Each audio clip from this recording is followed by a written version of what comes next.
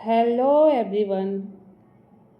तो आप सभी को पता है आपका LT grade UP LT grade का जो एग्ज़ाम है वो 17 जनवरी उसका डेट आ चुका है।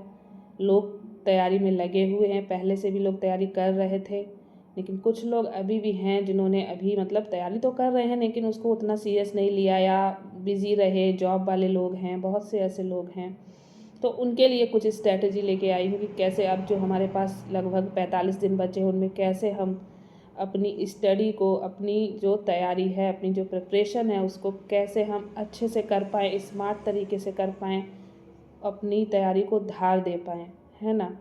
तो परीक्षा पैटर्न सबसे पहले देख लेते हैं। परीक्षा पैटर्न पर जो हमारी एक नज़र है वो आपको पता ही होगा कि कुल हमारे पास 150 क्वेश्चन रहेंगे, जिसमें 120 क्वेश्चन जो है 150 में 120 क्वेश्चन आपके सब्जेक्ट से ही है, जो कि हमारा बायोलॉजी सब्जेक्ट है। तो आप जानते ही हैं 2 पार्ट होते हैं उसमें, जूलॉजी एंड बॉटनी, तो दोनों ही से 60 क्वेश्चन लगभग आने चाहिए। ठीक है, तो 120 क्वेश्चन ये हो गया। बाकी 30 नंबर का जीएस जीके वाला पोर्शन है जो कि अहम है, काफ़ी इम्पॉर्टेंट है, वो भी उसको हम इग्नोर नहीं कर सकते, उसको भी हमें साथ लेके चलना है। ठीक है, तो टोटल हमारे पास 150 क्वेश्चन का पेपर है और समय है सिर्फ 2 घंटे। ठीक है, और सबसे महत्वपूर्ण बात जो है वो है निगेटिव मार्किंग, जिससे सबको बहुत डर लगता है, मुझे पता है, और वो भी 1/3 की निगेटिव मार्किंग यहाँ पर है। तो आपको बहुत ज़्यादा ध्यान देना पड़ेगा क्वेश्चंस को पढ़ने में और उन्हें अटैम्प्ट करने में। आपको जल्दबाजी बिल्कुल नहीं करनी है। जो क्वेश्चन आपको आते हैं आपको वही सॉल्व करने हैं। सारे क्वेश्चंस पे आपको ट्राई नहीं मारना है, और तुक्काबाजी तो बिल्कुल भी इस बार चलने वाली है नहीं।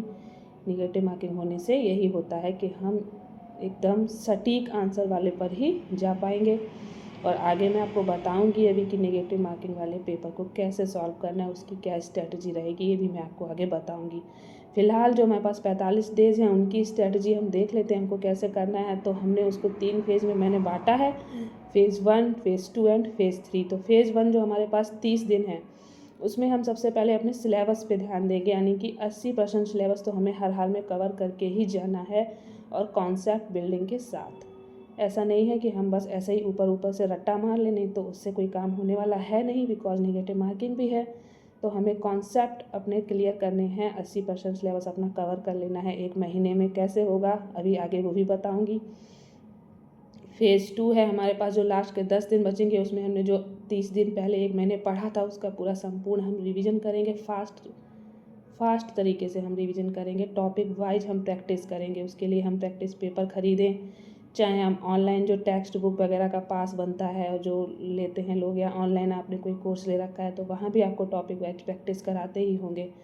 तो जिस भी तरीके से आप कर पाएँ, जैसा आपके पास साधन हो, आपको टॉपिक वाइज प्रैक्टिस करनी ही है। ओके, चाहे आप कैसे भी करें, आपको रिवीजन करते जाना है और टॉपिक वाइज प्रैक्टिस करती जानी है। उसके बाद लास्ट में जो हमारे पास 5 दिन बचेंगे तब हम फुल मॉक टेस्ट देंगे और देखेंगे कितना मार्क्स हमारा आ रहा है और कहाँ पे हम गलतियाँ कर रहे हैं। उन गलतियों को हम अपने क्विक नोट्स रिवीजन, तो क्विक नोट्स रिवीजन कैसे करेंगे आगे बताएंगे कि कैसे हम अपना जब 80% सिलेबस कवर कर रहे होंगे ना, तो कैसे हम अपनी बुलेट पॉइंट एक कागज़ पे, एक नोटबुक पे लिखते जाएंगे, जो कि हमारे लास्ट के 5 दिन में बहुत ज़्यादा काम आते हैं। मैंने तो हर एग्ज़ाम में ऐसा ही किया है कि लास्ट में उन्हीं छोटी छोटी जो हमने बुलेट पॉइंट लिखे रहते हैं ना, उन्हीं को उठा के देखा है और कई बार उनसे बहुत सारे क्वेश्चन आए हैं। तो आपको ज़रूर, जब आप अपना 80% सिलेबस कवर कर रहे होंगे 1 महीने, जो मैंने आपको बताया है डे 1 से लेके डे 30 तक, तो जो भी चैप्टर आपने पढ़ा है उसका आपको बुलेट पॉइंट बनाते जाना है। एक नोटबुक आपको हमेशा अपने साथ रखनी है। ऐसे खाली यूट्यूब में चैनल पे कोई भी यूट्यूब चैनल खोल लिया, ऐसे खाली पढ़ने से कभी कुछ नहीं होता जब तक आप अपने पास एक नोटबुक और पेन नहीं रखते। आपको लिखते जाना है, इम्पॉर्टेंट बुलेट पॉइंट बनाते जाने हैं, जो कि लास्ट में आपके बहुत ज़्यादा काम आने वाले हैं, बहुत ज़्यादा काम आने वाले हैं। ठीक है, तो इस टाइप से हमने पूरा डिज़ाइन किया है कि 30 दिन में आपको अपना 80% सिलेबस कवर करना है। कैसे करना है आगे बताएंगे। कौन कौन से टॉपिक हैं जो बहुत ज़्यादा हाई स्कोरिंग टॉपिक रहते हैं बायोलॉजी में, जिनसे हमेशा सबसे ज़्यादा क्वेश्चन पूछा गया है। सारे प्रीवियस ईयर देखने के बाद मैंने ये देखा है कि किन किन चैप्टर से ज़्यादा क्वेश्चन आए, मैंने वो आगे ऐड किया है, आपको मैं बताऊँगी। उन टॉपिक को तो आपको हर हाल में पढ़ के जाना है, आप उन्हें छोड़ ही नहीं सकते, ऐसे टॉपिक है। तो वो सारे टॉपिक तो मैं आपको अभी बताऊंगी कि जो जो आपको पढ़ना ही पढ़ना है, उनको छोड़ के आपको नहीं जाना है। उसके बाद आपको जो संपूर्ण रिवीजन करना है, कैसे करना है, सारा बताएंगे अभी। और लास्ट में जो आपको मैं बता ही चुकी हूँ, आपको मॉक टेस्ट लगा के तो ज़रूर जाना ही है, तभी तो आपको पता चलेगा कि आप कितना स्कोर कर पा रहे हैं। इतना पढ़ाई करने के बाद कुछ प्रोग्रेस हो रहा है या नहीं, है कि नहीं। और टॉपिक वाइज प्रैक्टिस बहुत ज़रूरी है। जो भी टॉपिक आप पढ़ें, उस टॉपिक को पढ़ने के बाद उससे रिलेटेड जो भी हैं कम से कम 100 क्वेश्चन, 80 क्वेश्चन, 50 क्वेश्चन तो आपको लगाने ही हैं डेली। और उसके बाद हम जीके वाले पार्ट को मिस नहीं करेंगे। 1 घंटे आपको उसमें देना ही है। करंट अफेयर्स पे अपनी नज़र बना के रखनी है। यूपी से रिलेटेड अगर कोई करंट अफेयर ज़रूर पूछा जाएगा। यूपी स्पेशल टाइप का भी कुछ पूछा जा सकता है, जैसे हिस्ट्री से रिलेटेड, ज्योग्राफी यूपी की। तो यूपी का एग्ज़ाम है तो आपको इतना ध्यान में रख के जाना है, यूपी से रिलेटेड आपको पढ़ के जाना है। आपको 1 घंटा जीएस में भी देना रहना है। चलो अब हम आ जाते हैं वही जो मैं कह रही थी कि आपको कैसे करना है 80% सिलेबस कवर। तो देखो 20 दिन जो हमारे पास रहेंगे शुरू के, उनमें हम हाई वोल्टेज टॉपिक, मैंने इनको नाम दिया है, जो स्कोरिंग टॉपिक्स हैं, जिनसे बहुत ज़्यादा पूछा गया है आज तक। मैंने जितना भी देखा है, प्रीवियस ईयर कुछ पेपर मैंने देखे, उनको एनालाइज किया, तो मुझे पता चला है कि 25% वेटेज जो है वो इस एक टॉपिक का है, जिसका नाम है कोशिका विज्ञान एवं आनुवांशिकी, यानी कि सेल बायोलॉजी और जेनेटिक्स। तो इनको तो आपको छोड़ना ही नहीं है किसी कीमत पे, ये टॉपिक छोड़ना ही नहीं है। इससे 25% क्वेश्चन आ जाते हैं, ऐसे आप समझ लीजिए। क्योंकि ये टॉपिक जरूर देखने में एक टॉप लग रहा है कि 2 टॉपिक हैं इसमें, कोशिका विज्ञान और आनुवांशिकी, लेकिन भाई बायोलॉजी की रीड है ये रीड। तो इससे तो क्वेश्चन इतना ज़्यादा आता है, आपको पता ही है। इसके अंदर जो फोकस हमें करना है वो कहाँ पे करना है, तो हमें फोकस करना है जैसे कि प्रोकैरियोटिक और यूकैरियोटिक कोशिका हो गई। इसके बाद कोशिकांग हो गए, जैसे कि माइटोकॉन्ड्रिया, लाइसोसोम, इनके बारे में अलग से पढ़ना, इनकी खोज किसने की थी, किसने इनको नाम दिया, ये सारा चीज़ हो गया। उसके बाद जो विभाजन वाला चैप्टर है सेल का जो विभाजन होता है, कोशिका विभाजन जिसे हम बोलते हैं, एनसीईआरटी में बहुत अच्छे से समझाया गया है, वो आपको पूरा कर लेना है। उसके बाद हमारा दूसरा टॉपिक है मानव और पादप की कार्यकी, यानी कि फिजियोलॉजी। अब उसमें आपको पता ही है क्या क्या आता है, जैसे डाइजेशन हो गया, सर्कुलेशन हो गया, हार्मोन्स हो गए, है ना, हार्मोन वाला चैप्टर हो गया। प्लांट में भी होती है फिजियोलॉजी, प्लांट में भी क्या होता है, जैसे कि फोटोसिंथेसिस, इतना इंपॉर्टेंट टॉपिक है, मैं आपको क्या बताऊँ। फोटोसिंथेसिस इतना इंपॉर्टेंट टॉपिक है, इससे तो क्वेश्चन इतना ज़्यादा ही आता है कि एकदम आपको इसमें कॉन्सेप्ट क्लियर करके अच्छे से पढ़ना है। आपको एनसीईआरटी में सारे टॉपिक मिल जाएंगे। 11-12 की एनसीईआरटी उठाओ, अच्छे से सारे टॉपिक इसमें एक्सप्लेन है, आप पढ़ लो, उससे related topic wise question solve कर लो, आपका काम हो जाएगा, आपका काम डन। श्वसन आपको पढ़ लेना, रेस्पिरेशन प्लांट का भी और एनिमल का भी। और इसके बाद आपको ट्रांसपीरेशन, बाष्पोत्सर्जन, जो कि प्लांट में होता है, और प्लांट के जो हार्मोन है, फाइटो हार्मोन्स जिसको हम बोलते हैं, ये हो गया। इसको आपको पढ़ लेना सारा। आपको एनसीईआरटी 11-12 में दोनों ये सारे टॉपिक मिल जाएंगे आपको अच्छे से। आपको इधर उधर भटकना ही नहीं, आपको बस एनसीईआरटी उठानी है, टॉपिक्स को अच्छे से बस कॉन्सेप्ट के साथ उसमें दिया गया अच्छे से पढ़ लेना। आपको नहीं समझ रहा, आप 2-3 बार पढ़िएगा, आपको समझ में आ जाएंगे, मुझे पूरा भरोसा है, क्योंकि सारे बायोलॉजी बैकग्राउंड के लोग हैं इसमें, तो ऐसा तो हो नहीं सकता कि उनको समझ नहीं आएगा, आ जाएगा, मुझे पूरा विश्वास है। आपको ये सारे टॉपिक अच्छे से आते भी होंगे, जिनको आते हैं उनको बस प्रैक्टिस करनी है, जिनको थोड़ा बहुत डाउट है, भूल गए हैं, जॉब भी कर रहे हैं साथ में, नहीं उतना ध्यान रहता है, तो आपको एनसीईआरटी उठा के उनको बस एक बार रिवाइज कर लेना है, अच्छे से उनको कॉन्सेप्ट को क्लियर कर लेना है। आप यूट्यूब में जो अच्छे अच्छे बहुत सारे सर लोगों के वीडियो पड़े रहते हैं यूट्यूब में, नीट की तैयारी जो सर लोग कराते थे उनके वीडियो आप देख सकते हो, तो उससे आपको अगर कोई चीज़ समझ नहीं आई होगी तो वो लोग भी आपका कॉन्सेप्ट क्लियर कर देंगे। बाकी मैं खुद अपने इस चैनल पे आपको अभी जितने भी टॉपिक बता रही हूँ ना, रोज़ इस हर टॉपिक से रिलेटेड एक एक वीडियो में डालती जाऊँगी। आप लोग देखेंगे, मुझे पूरा भरोसा है, आपको आपका कॉन्सेप्ट बिल्डअप हो जाएगा, आपको सब समझ में आ जाएगा। तीसरा मैंने देखा है कि आपका जो है ये टॉपिक रहता है मीडियम वोल्टेज वाले टॉपिक। अगर हम देखें, मतलब जो थोड़ा थोड़ा उन पर फोकस हमको करना तो हमको सारे टॉपिक पे, पर इनसे भी बहुत क्वेश्चन आ जाते हैं। तो जिसमें हो गया टैक्सोनॉमी और वर्गीकरण, टैक्सोनॉमी हो गया, वर्गीकरण हो गया, जिसमें जंतु विज्ञान, वनस्पति विज्ञान दोनों का आपको टैक्सोनॉमी पढ़ लेनी है। ब्रायोफाइटा, जिम्नोस्पर्म का जीवन चक्र, प्रोटोजोआ, कॉर्डेटा, संघों के विशिष्ट लक्षण, है ना। अब उसमें अमीबा है, फ्रॉग है, फेरेटिमा है। प्लांट के बारे में अगर बात करें तो शाइकस, उसका जीवन चक्र, उसके अंग तंत्र, ये सारा बहुत पूछता है। ब्रायोफाइटा, टेरिडोफाइटा, जिम्नोस्पर्म के जीवन चक्र पूरे आपको पढ़ने हैं। इसके अलावा व्हीटेकर का हो गया, बेंथम हुकर का हो गया, इनका सबका वर्गीकरण आपको पढ़ लेना है। उसके बाद आपका एक इम्पॉर्टेंट टॉपिक है इकोलॉजी, इन्वायरमेंट। बहुत क्वेश्चन इससे भी आता है। आपको इकोलॉजी इन्वायरमेंट पे फोकस कर लेना है। पारिस्थितिक तंत्र के घटक हो गए, जैव विविधता हो गई, प्रदूषण हो गया, बायोडाइवर्सिटी हो गई, ये सारा आपको पढ़ लेना है बहुत अच्छे से। इतना सारा आप पढ़ लेंगे ना, आपका पक्का एग्जाम निकलेगा, ये मुझे पूरा भरोसा है। अगर आप अच्छे से पढ़ लेंगे, अच्छे से प्रैक्टिस कर लेंगे, इन्हीं से क्वेश्चन आने वाले हैं और कहीं से आने वाले हैं नहीं। बाहर से कहाँ से आएगा भाई? बायोलॉजी है तो बायोलॉजी से ही पूछेगा ना, यही टॉपिक तो है।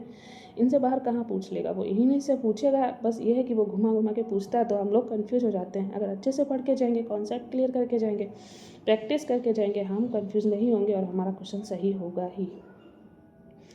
तो वही है practice short and notes. Notes का मैंने आपको बताया कि हर टॉपिक के आपको hand retain short notes 1-2 page के ज़रूर बनाए हैं। मैंने इसमें लिख भी दिया है, हर टॉपिक के हैंड रिटेन शॉर्ट नोट्स 1 या 2 पेज में आपका पूरा चैप्टर उसमें कवर हो, इतना छोटा छोटा आपको लिखना है। सिर्फ बुलेट पॉइंट लिखने हैं आपको। ये आपके आखिरी 10 दिनों में एकदम ब्रह्मास्त्र है, आपका ब्रह्मास्त्र की तरह आपका काम करने वाला है। तो रोज़ाना कम से कम आपको 80 से 100 MCQ आपको हल करनी है। इतना तो आपको करना है, 80 से 100 MCQ आपको रोज़ हल करने हैं। चाहे टॉपिक वाइज हल करते जाओ। मेरे ख्याल से आप शुरू में टॉपिक वाइज हल करो 80 से 100 MCQ, लास्ट के दिन में आपको फुल मार्क टेस्ट देंगे ही, तो आपका पूरा मिक्स वाला भी हो जाएगा। अगर आपके पास ज़्यादा टाइम है, आप जॉब नहीं करते, फ्री रहते, ज़्यादा टाइम है, तो आप और भी ज़्यादा सॉल्व करिए, कोई दिक्कत थोड़े है। पर इतना आपको मिनिमम करना है, ठीक है। हर टॉपिक में आपको जो नोट्स हैं वो तो एकदम मस्ट है भाई। Handwritten short notes must है। मैंने जितने एग्ज़ाम आज तक अपने दिए हैं और मैं अभी जो भी एग्ज़ाम निकाली हुई हूँ, मैंने इसी तरीके से भाई निकाला है। मैंने हैंड रिटन शॉर्ट नोट्स हमेशा रखे हैं, यहाँ तक कि एग्ज़ाम सेंटर के बाहर भी मैं उनको लेके गई हूँ अपने हैंड रिटन शॉर्ट नोट्स को। और मैंने उनको एकदम से जब भी देखा है उनको, और उनसे कई बार ऐसा होता है कि आप देख के गए, आप रूम में गए, वही सेम क्वेश्चन आ गया। तो बहुत इम्पॉर्टेंट होते हैं ये आपके हैंड रिटन शॉर्ट नोट्स। आपके खुद के लिखे हुए होने चाहिए। इधर उधर से कॉपी करने से फिर तो कोई फ़ायदा नहीं है, आपको कुछ याद नहीं होने वाला दूसरों के। अगर आप देखेंगे तो खुद बनाएंगे, खुद अपने कलम घिसेंगे, तभी आपको कोई फ़ायदा होगा। आप जानते हैं जितना आप कलम घिसेंगे उतना ही आपके सक्सेस होने की जो प्रायिकता है, पॉसिबिलिटी है, वो बढ़ेगी। तो आपको ये तो करना ही है, ठीक है। सारे मैंने इम्पॉर्टेंट टॉपिक आपको बता दिए। आगे मैं और बताती ही रहूँगी। अभी ये चैनल हमारा आगे बढ़ेगा, ग्रो करेगा। हम वीडियो भी डालेंगे, आपके हर टॉपिक के हम वीडियो डालेंगे। इधर हम आ जाते हैं जनरल स्टडी की। हमने जो रणनीति आपको बताई है, 30 प्रश्न आएंगे। इन 30 प्रश्न में से आपकी क्या होगी? मेरिट लिस्ट तय कर सकता है। लोग नज़रअंदाज करते हैं, आपको नज़रअंदाज नहीं करना है। आपको करंट अफेयर्स देख के जाना है। आपको 30 मिनट रोज़ करंट अफेयर आप देख लो। बहुत सारे वीडियो यूट्यूब पे अच्छे पड़े रहते हैं, लोग डेली वाले भी डालते हैं, बहुत सारे अच्छे रहते हैं। कंटेंट की कमी नहीं है, बस अगर आप पढ़ना चाहें तो करंट अफेयर्स, आप मासिक घटनाएं जो भी हुई हैं इससे 6 महीने पहले तक आप 30 मिनट रोज़ देखते जाइए, आपका हो जाएगा। उत्तर प्रदेश जो विशेष, हमने आपको पहले ही बोला, 20 मिनट आप उसको अगर देंगे। यूपी की जो जीके है विशेष वाली, यूपी से स्पेशल, आपका काम हो जाएगा, ठीक है। अब नेगेटिव मार्किंग से कैसे टैकल करना है, तो मैंने आपको बताया सबसे बड़ा खतरा है भाई ये नेगेटिव मार्किंग, है ना। तो पहला राउंड में आपको जैसे आपको पेपर मिलता है ना, आप पेपर में पहले राउंड में क्या करेंगे? सिर्फ वही प्रश्न हल करेंगे जिनके उत्तर आपको 100% यकीन है। सिर्फ वही प्रश्न आपको पहले राउंड में हल करने हैं। दूसरे राउंड में आप उन प्रश्नों को देखें जहां आपको ऐसा लग रहा है कि हाँ हमको 2 आते हैं विकल्प, मतलब 50-50 वाली पोजीशन जहाँ पे हो जाती है, तो इन पर आप रिस्क ले सकते हैं, लेकिन लिमिट में। क्या बोला मैंने? लिमिट में लेना है रिस्क। ऐसा नहीं है कि आप बस धड़ाधड़ लेते ही जा रहे हैं। 1-2 क्वेश्चन में आप रिस्क ले लेंगे तो हो सकता है सही भी हो जाए, गलत भी, लेकिन तभी करना है ऐसा जब आपको 50-50 चांस वाला हो। आपको 2 ऑप्शन एकदम कंफर्म पता है ये गलत है, 2 में से ही कोई एक हो सकता है, तब आप चांस लें।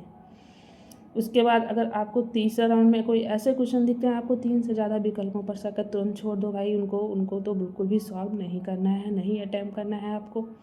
जब आपको तीनों ऑप्शन पे शक है, बिल्कुल भी आपको अटैम्प्ट नहीं करना है, ठीक है। तो आपका जो लक्ष्य है वो 150 प्रश्नों में से आपको लगभग 120-130 प्रश्न हल करने का लक्ष्य आपका होना चाहिए, और वो भी 85% एक्यूरेसी के साथ। 85% एक्यूरेसी के साथ आपको करना ही पड़ेगा, क्योंकि नेगेटिव मार्किंग है ना।